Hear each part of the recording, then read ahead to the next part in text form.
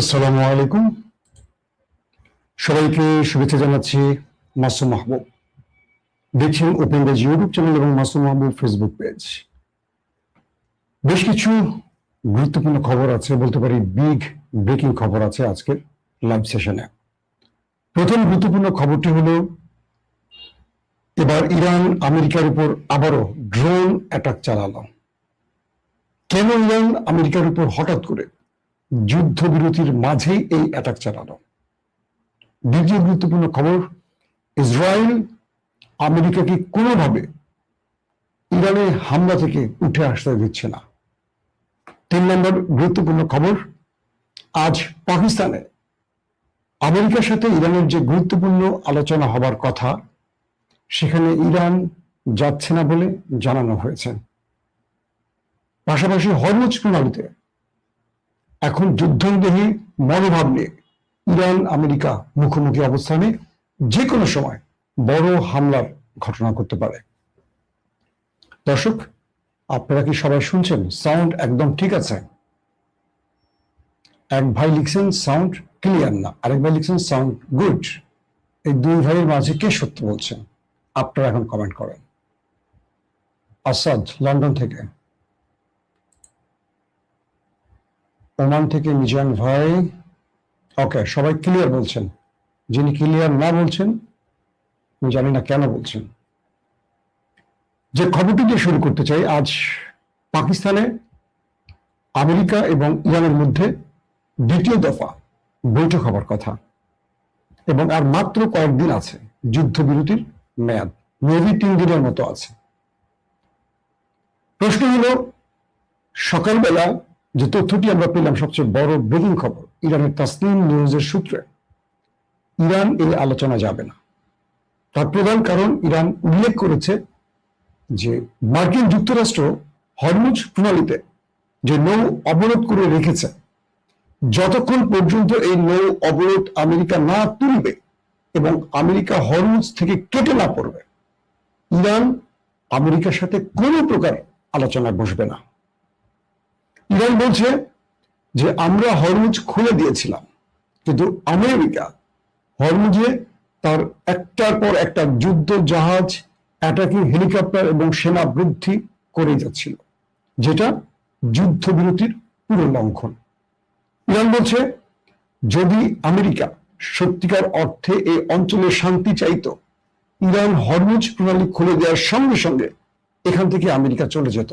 কিন্তু আমেরিকা শুনছে না তার দেশের কথা, কেবল একটি দেশ তাকে পুরোপুরি কন্ট্রোল করছে, আর সেই দেশটির নাম ইসরায়েল। ইরান বলছে, আমরা ট্রিগারে হাত রেখেছি, যদি এবার আমেরিকা কোনো মিস অ্যাডভেঞ্চার করে তার উত্তম জবাব দেব। আমেরিকার যে প্রতিনিধি দলটি পাকিস্তানে আসার কথা, সেই প্রতিনিধি দলের 3 জন ব্যক্তি গতবার মিটিং করেছিলেন, স্টিভ উইটকফ, জেরার্ড কুশনার এবং আরেকজন ছিলেন vice president JD Vance. Trump আজ এক টেলিভিশনের বক্তব্যে বলেছিলেন, এই নতুন আলোচনায়, মানে দ্বিতীয় দফা আলোচনায় জেডি ভ্যান্স হয়তো থাকছেন না, মানে ভাইস প্রেসিডেন্ট হয়তো থাকছেন না। থাকছেন কে কে? জেরার্ড কুশনার, ট্রাম্পের জামাতা, আর থাকছেন স্টিভ উইটকফ। বলা হচ্ছে এই দুজন ব্যক্তি ইসরায়েল পন্থী, অর্থাৎ আমেরিকা যে ইসরায়েলের লবিটি আছে, এই লবিটি সাধারণত কন্ট্রোল করে এই ব্যক্তিরা। এর মধ্যে পাকিস্তানে ইরানের সাথে আলোচনায়, পাকিস্তানে ইরানের সাথে আলোচনায় আমেরিকা এমন 2 জন ব্যক্তিকে চয়েস করেছে যারা দুজনই ইসরায়েল পন্থী। তাহলে আমেরিকার উদ্দেশ্য কি? জেডি ভ্যান্স কিন্তু ইসরায়েল পন্থী নন, হঠাৎ তাকে বাদ দেওয়ার কারণ কি? এটিও একটি কারণ আমেরিকার উদ্দেশ্য বোঝার জন্য। 2 নম্বর গুরুত্বপূর্ণ খবর, হরমুজ প্রণালীতে হঠাৎ করে ইরানের একটি জাহাজ আটক করে আমেরিকা। হরমুজ প্রণালীতে, অর্থাৎ চীন থেকে একটি মালবাহী কার্গো ইরানে আসার পথে আমেরিকা সেটিকে আটক করে। এরপর সিগন্যাল বারবার দেওয়ার পর ইরানের সেই জাহাজটিকে আমেরিকা না ছাড়লে ইরান আমেরিকার যুদ্ধ জাহাজের উপর ড্রোন অ্যাটাক চালায়। লাস্ট খবর পাওয়া পর্যন্ত কজন নিহত বা আহত সেই বিষয়টি এখনো স্পষ্ট জানা যায়নি। বলা হচ্ছে যে আমেরিকা ইরানের এই জাহাজটিকে আটক করে নতুন দিকে এই যুদ্ধের মোড় ঘোরাতে চাইছে। আর ইরান যখন জানতে পারলো তার জাহাজ আটক করেছে আমেরিকা, তখন তারা ড্রোন অ্যাটাক চালালো আমেরিকার উপর। তার মানে যুদ্ধবিরতির মধ্যে ইরান প্রথম অ্যাটাকটি চালালো, আর আমেরিকা প্রথম নিয়মটি ভঙ্গ করলো ইরানের জাহাজ আটক করে। তার মানে এক বাক্যে আমরা বলতে পারি যুদ্ধকে আবারও টেনে আনছে আমেরিকা। ইরান বলছে আমরা সর্বোচ্চ ধৈর্যের পরিচয় দিয়েছি, এবং সেই ধৈর্যের বাঁধ ভেঙে দিচ্ছে ডোনাল্ড ট্রাম্প। তিনি কখনো স্থির কোনো সিদ্ধান্তে থাকছেন না। তিনি গতকালকে বলছেন পুরো ইরানকে বোম্বিং করে ধ্বংস করে দেবেন। এর আগে বলেছিলেন ইরানকে তিনি পাথরের যুগে পাঠিয়ে দেবেন। তার পরপরই তিনি বলেছিলেন পুরো ইরানি সভ্যতাকে ধ্বংস করবেন। এটি কোনো সভ্য মানুষের বক্তব্য হতে পারে না। ইরান চাচ্ছে শান্তি, কিন্তু বারবারই উত্তপ্ত বাক্য বিনিময়ের মাধ্যমে যুদ্ধকে মাঠে গড়াচ্ছে ট্রাম্প, আর তাকে নেতৃত্ব বা নেপথ্য থেকে সকল কাজের নির্দেশদাতা ওই দেশটি অর্থাৎ নেতানিয়াহু। ইরান বলছে যদি আমেরিকা যুদ্ধ চায়, ইরান এই যুদ্ধে তার সঙ্গে মুখোমুখি দাঁড়িয়ে যুদ্ধ করতে প্রস্তুত, যাতে করে কখনো বিশ্ব বলতে না পারে ইরান যুদ্ধটাকে ছড়িয়েছে।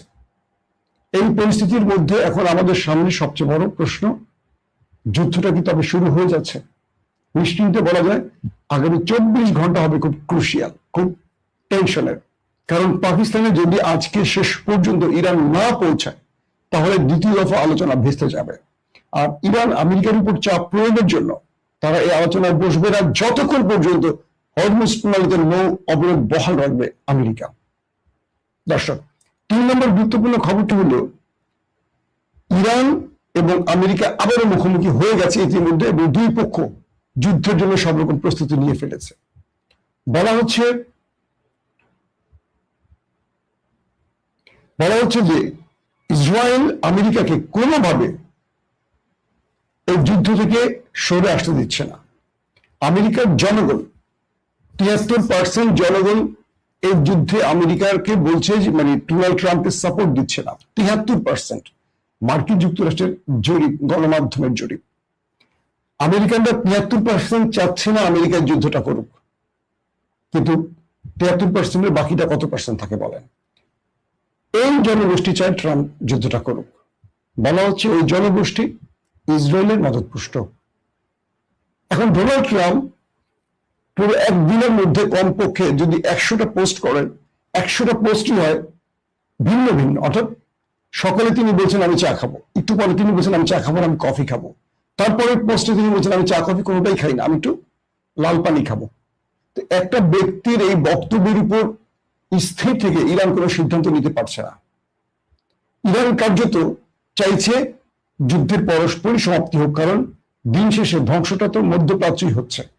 আর আমেরিকা গর্তনি করছে, কোনোভাবে ইরানকে একটা উইন উইন সিচুয়েশনে পৌঁছতে দেবে না। পাকিস্তান তাসনিম নিউজের তথ্য মতে পাকিস্তান একাধিকবার ইরানের দুয়ারে এসছে। সর্বশেষ পাকিস্তানের সেনা প্রধান ফিল্ড মার্শাল আসিফ মনির এসছেন।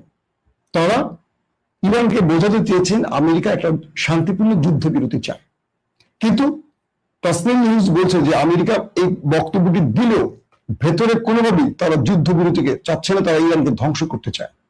ইসরায়েলের গণমাধ্যমের তথ্য অনুযায়ী ইসরায়েল এবং আমেরিকা এবার ইরানে ভয়াবহ অ্যাটাক করার পরিকল্পনা করছে, এবং আল জাজিরা রাশিয়ার ইন্টেলিজেন্স সোর্স গুলো, মানে রাশিয়া থেকে যে ইন্টেলিজেন্স সোর্স বা গোয়েন্দা তথ্যগুলো ভ্লাদিমির পুতিনের কাছে এসছে, ভ্লাদিমির পুতিন ইরানকে কয়েক দফা সতর্ক করে বলেছে রাশিয়া মানে কি বলে আমেরিকা, তারা ইরানে এবার ভয়াবহ অ্যাটাক করতে যাচ্ছে। ইরান পাল্টা বলছে যে এবারের হামলাটি আমেরিকা যাই করুক তার চেয়ে ভয়াবহ হামলার জন্য প্রস্তুত ইরান। অর্থাৎ এই লড়াইটাকে আবারও বড় ফ্রেমে নিয়ে যাচ্ছে দেশ দুটো। এখন কোন দিকে যাবে? একদিকে আমেরিকা হরমুজ প্রণালী বন্ধ করে উত্তেজনা বৃদ্ধি করছে, অন্যদিকে একের পর এক যুদ্ধ জাহাজ বৃদ্ধি করছে, রণতরীকে টেনে আনছে। পাশাপাশি তিনি আলোচনা করছেন, ইরানকে সাপোর্ট দিচ্ছে এই মুহূর্তে নেপথ্যে গালফ কান্ট্রি।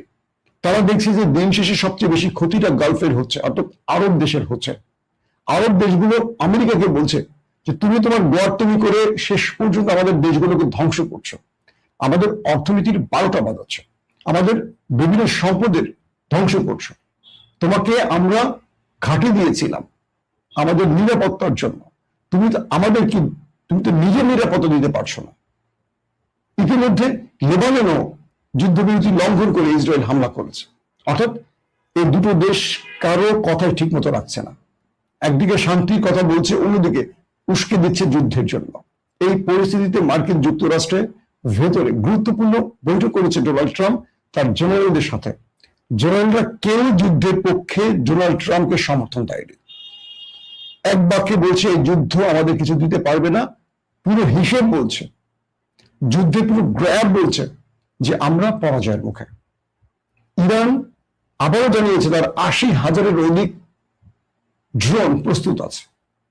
বিভিন্ন গণমাধ্যম, বিবিসি, সিএনএন এর মতো গণমাধ্যম বলছে ইরানের কাছে এখনো 40% ড্রোন মজুদ আছে।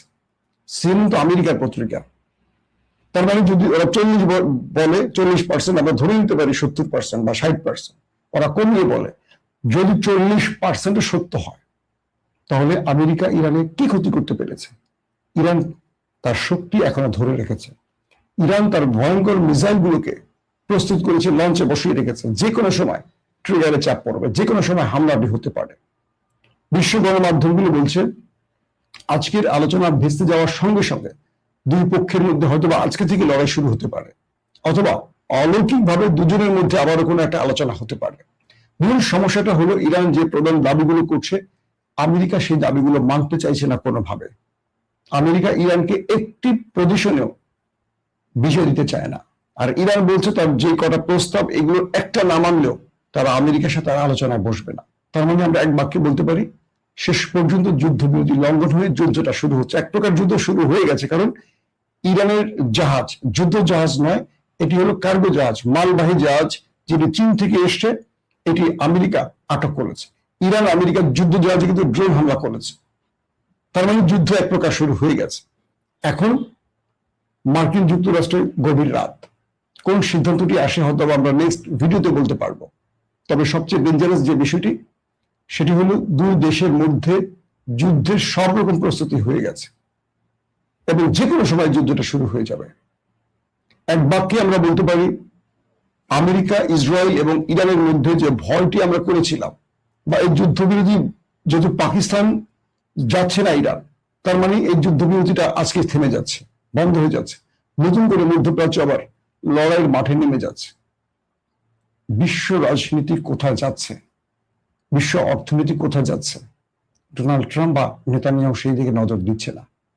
গোয়ার্তুমি শেষ পর্যায়ে চলে গেছে। কেবল বাংলাদেশ নয়, পুরো পৃথিবী জ্বালানি সংকটে আছে।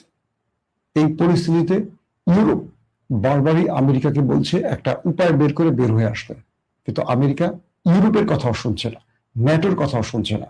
আমেরিকা শুধু শুনছে নেতানিয়াহুর কথা। আল্লাহ হাফেজ। ওপেন দাইস মানে সত্যকে সত্য বলা, মিথ্যেকে মিথ্যে বলা। আমরা শোনা কথা নয়, চোখে যা দেখি তাই বলি।